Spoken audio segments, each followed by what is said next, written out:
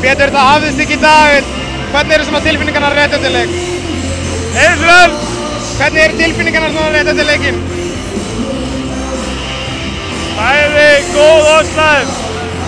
Slæm bara náttúrulega að tapa þessu fyrir þeim. En ég meina, sama bara frábært ár sem við áttum.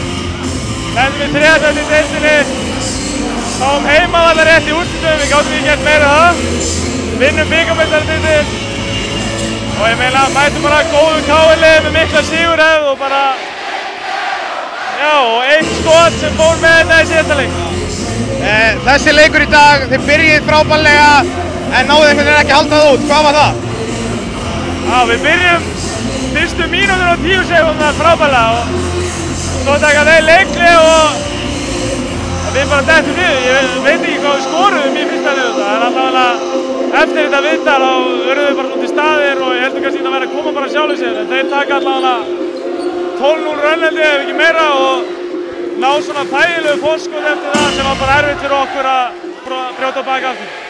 Þessi sería er náttúrulega búin að vera bara mjög fjörug allavega í allar áttir. Er súrt að tapa fyrir KR eftir allt sem undan gengir?